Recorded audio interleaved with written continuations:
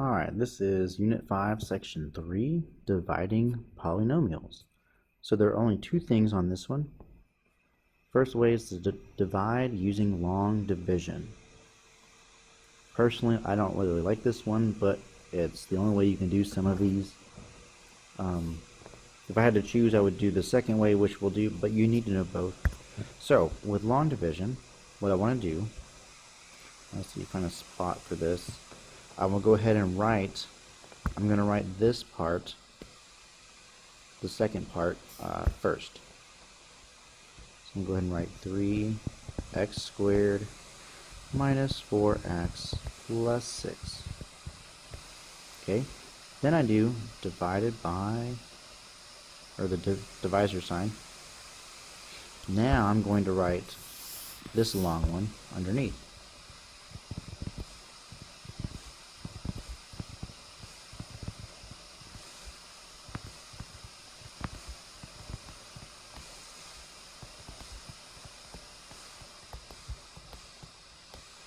Okay, keep that going. Alright, so I'm dividing this long equation, or long whatever, times divided by the second one. Okay, so here's what I do.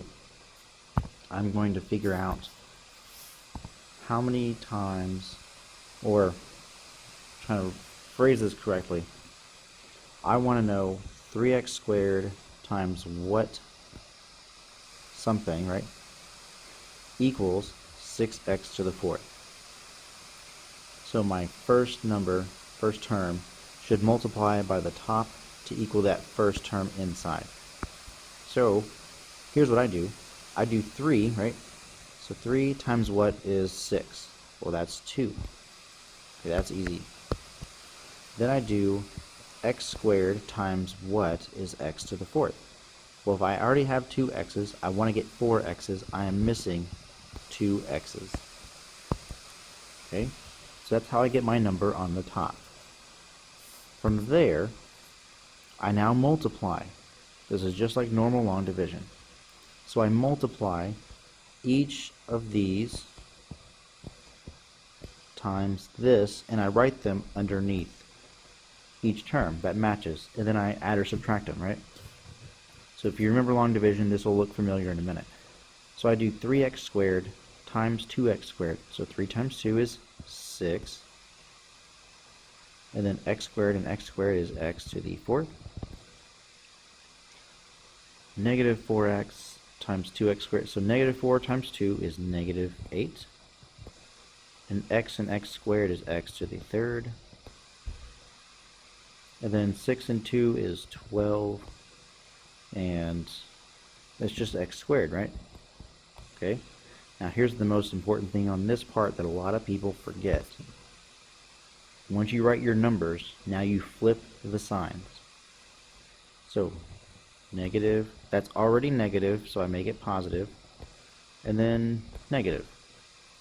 Okay, now I can add them or subtract them if they are minus. So look, 6 minus 6, those go away, become 0.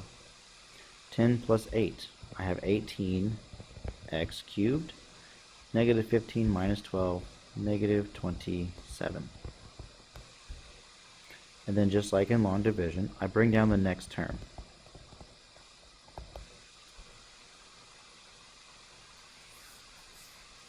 Okay, now I do the same thing that I just did. I'm still focusing on the first term, 3x squared.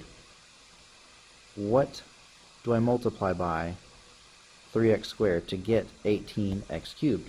So again, 3 times what is 18? 3 times 6 is 18. And if I have 2 x's and I want 3, I am missing 1x. Alright, so now you go back through again and multiply. So I have 3 times 6 is 18. X squared and x is x to the third. Those first two should always match, so that's the whole point. Alright, now I keep going. Negative 4 times 6 is negative 24. And then I have 2 x's. 6 times 6 is 36. And that's 1x. Okay, again, most important thing on this part is flip all the signs. And now I can combine like terms. So 18 and 18 go away, 0. Negative 27 plus 24 is negative 3. And 40 minus 36 is 4. Bring down the next term, and I go from there. Alright, again, first one, 3x squared times what gives me negative 3x squared. Okay, so I have 3 times what is negative 3? Well, it's negative 1. X squared, I already have 2 x's, right? I already have 2 x's in my answer, so no x. That's it. Okay, so now I'm going to go through and multiply. 3x squared times negative 1 is negative 3x squared. Negative 4x times negative 1 is 4x. 6 times negative 1 is minus 6. Most important thing, flip all the signs. Combine like terms, and watch. These cancel, become 0. 4 minus 4 is also 0.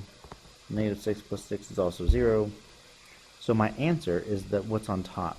So if I rewrite this, my answer would be 2x squared plus 6x minus 1. That's it. So that is how you do long division. It's the same as with numbers. I just have x's to deal with.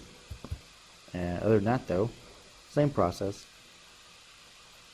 So that's long division. And the next one, synthetic. I like synthetic. However, notice the difference real quick between synthetic and long. On synthetic, I'm dividing by 2 terms. On long division, I had 3 terms. You can't do synthetic with 3. It works with 2. But don't worry, I'm only going to give you 2 for these. That way you can do synthetic. Alright? Alright, so here's how synthetic works. The first thing you want to do is I want to take my divisor. I'm going to set it equal to 0 and solve for x.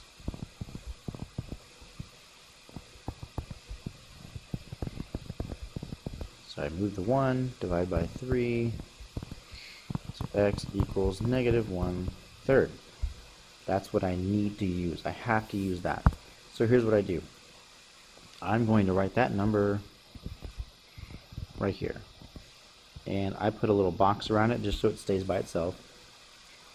And now I'm going to take all of these numbers up here and write them down without the x's, okay?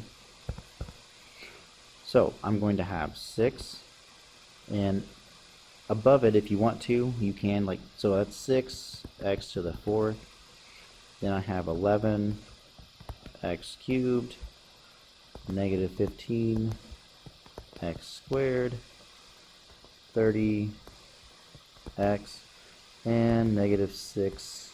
And there's no x on that one. That's okay. Alright? I leave a little bit of space between my 6, and I'm going to go ahead and draw a line. Alright, now, again, it's really hard to kind of write this out in words or in steps, so I'm just going to show you. If you need to, watch this again. That's okay. First thing I do, I take my first number and I just bring it straight down. 6. Okay? Next thing I do, I'm going to multiply whatever is over here in this little box, negative 1/3, multiply by this number right here, and it's going to go right here under 11. Okay?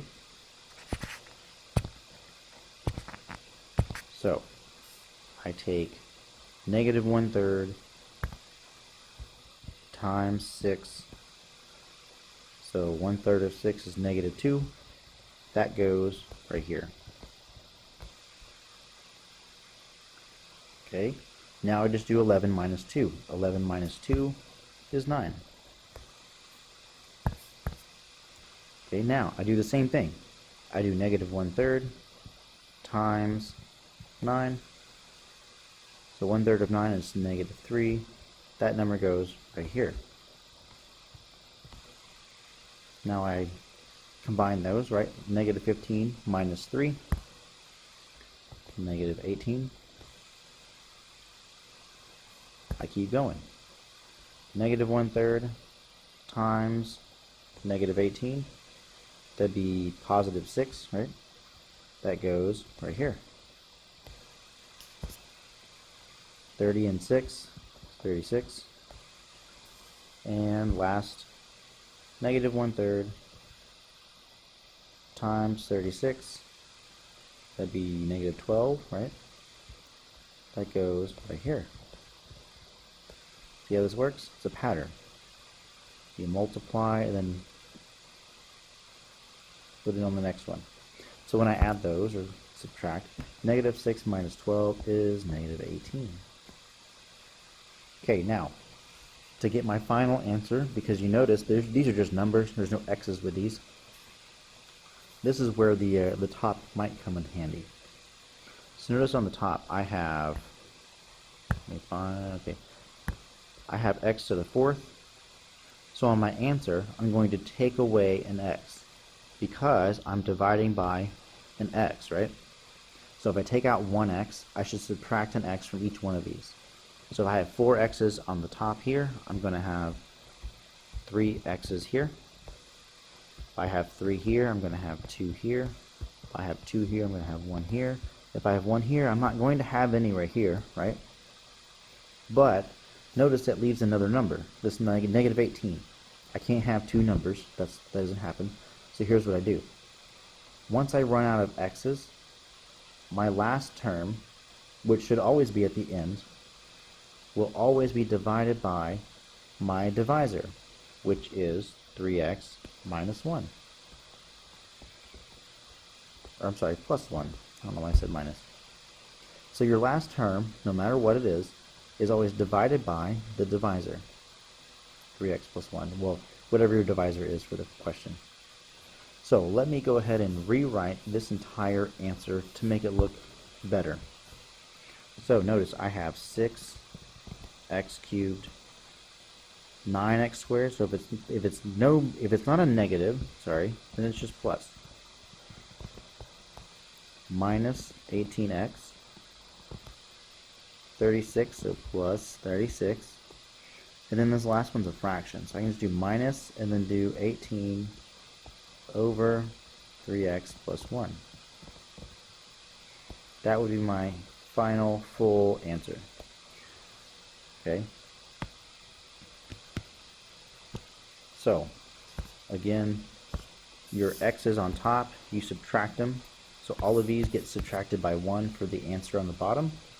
And whatever my last term is, gets divided by the divisor. Notice this 3x plus 1 is right here. I write my answer in order, nice and neat. Now I'm done. That's it. And sometimes you won't have a remainder. So if this is a big fat 0, 0 divided by anything is 0, so then you just won't have a fraction on the end. That'd be the only difference if it was 0. If you have a remainder, like a number on the end, then you just have it as a fraction, and that's it. So that's all this is.